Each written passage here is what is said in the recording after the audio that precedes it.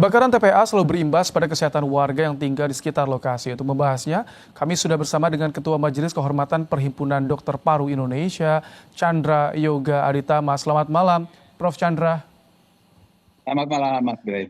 Prof, ini gas berbahaya bercampur dalam asap imbas dari kebakaran TPA Jatiwaringin. Sebetulnya bagaimana ancaman bagi kesehatan warga sekitar, Prof? Ya, ini kan yang terbakar TPA ya, yang besar begitu ya. Nah, pada tahun 2025, tahun lalu WHO bahkan sudah mengeluarkan himbauan begitu tentang bahaya bukan kebakaran yang besar, tapi membakar sampah.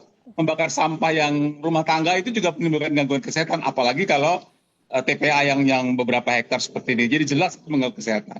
Kenapa dia mengganggu kesehatan? Pertama karena memang bahan yang terbakar. Karena ini kan sampah rumah tangga. Dia bisa gelas, bisa plastik, bisa bahan organik makanan, bukan tidak mungkin ada bahan kimia, ada macam-macam yang terbakar begitu, dan itu keluar ke udara dan menimbulkan paling tidak 3 kelompok. Satu kelompok adalah gas. Ada beberapa jenis gas, dan kalau kita baca ada jurnal, kenapa jurnal ini penting saya sebut, karena nama jurnalnya Sustainability. Jadi untuk keberlanjutan dunia lah begitu ya. Iya. Dia menyebutkan ada 8 gas. 8 gas itu antara lain metana, H2S, SCO, CO2, NO2, SO2 gitu ya. Nah, ini kelompok pertama. Tapi ada kelompok kedua yang namanya bahan padat yang disebut sebagai particulate matter. Particulate matter ini terbagi dalam 3 ukuran. Ada yang ukurannya 10 mikron, 1 mikron itu 0,001 mm. Yang kedua ada yang PM5, dan yang ketiga ada PM2,5. PM2,5 ini kecil banget yang kemudian bisa masuk ke dalam saluran pernapasan dan menimbulkan gangguan di dalam paru dan saluran pernapasan. Jadi ada gas, ada partikel, dan ada bahan lain seperti polycyclic aromatic hidrokarbon, ada juga dioksin, ada juga bahan kimia. Itu yang menyebabkan gangguan pada manusia. Nah, itu gangguan seperti apa? Gejalanya bagaimana yang bisa dirasakan warga? Apakah cukup ketika perawatan di rumah sakit selesai, bisa hilang begitu saja nanti gangguan yang ada dalam tubuhnya? Nah, karena ini tadi bicara soal pernapasan, kalau di pernapasan ada 3 kemungkinan gangguan, plus ada kemungkinan gangguan kesehatan yang lain ya. Kalau di pernapasan yang pertama yang lebih ringan itu iritasi. Jadi karena ada asap yang masuk, kemudian terangsang, kemudian bisa batuk begitu. Itu iritasi. Tapi yang kedua yang banyak diberitakan saat ini adalah sudah terjadi infeksi saluran pernapasan akut, ISPA. Itu bisa terjadi infeksi mulai dari atas, dan kalau berat bisa sampai ke bawah gitu. Jadi kalau pertanyaannya masih Ibrahim, apakah masuk rumah sakit beres, tergantung seberapa besar infeksinya sudah terjadi. Itu yang kedua. Tapi yang ketiga juga ada perburukan. Jadi kalau orangnya ada asma, ada penyakit paru obstruktif kronik, maka itu bisa eksaserbasi maksud saya. Sesaknya bangkit, sesaknya bangun, dan itu berat tingkatnya tergantung berapa besar asma dan PPK yang terjadi. Itu yang paru. Tapi selain paru, tadi juga sudah dibahas, dia bisa gangguan di mata, karena iritasi bisa ke mata, bisa juga ke kulit.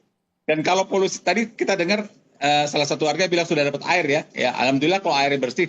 Tapi kalau polusi yang terbang itu kemudian jatuh ke makanan, dan makanannya kotor dan makanan termakan, maka bisa ada gangguan di saluran cerna juga begitu. Prof, ini kan banyak TPA yang lokasinya berdekatan juga dengan pemukiman. Sementara pengolahan sampah belum optimal, masih krisis nih.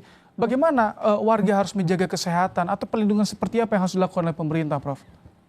Kalau bicara perlindungan, bukan warganya, TPA-nya yang mesti diatur begitu.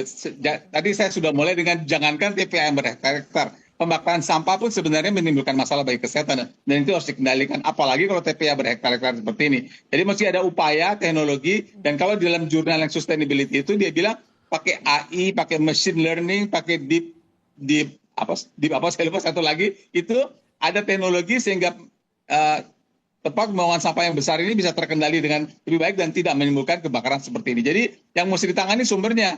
Warga sih bisa saja mencoba melindungi diri, pakai masker atau pakai respirator yang lebih keren. Tapi kan kalau sumbernya terus ada, apalagi kalau lama seperti ini, ya tentu akan mengganggu. Jadi permohonannya tentu pada pemerintah, tolong TPA-TPA ini dijaga dengan baik, dikelola dengan baik, dengan teknologi pengelolaan sampah yang baik, supaya jangan sampai menimbulkan kebakaran apalagi dan polusi seperti yang terjadi sekarang. Apakah yang mengancam polusi hanya dalam bentuk udara atau justru ada yang lebih bahaya seperti air yang terkontaminasi, Prof? Tiga-tiganya.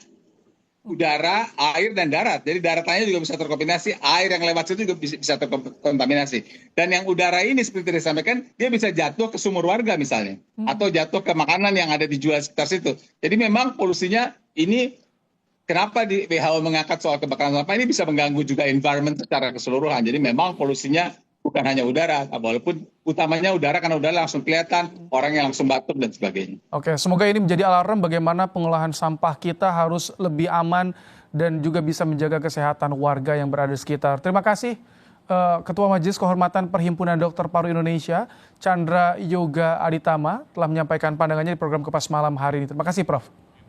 Terima kasih, Pak.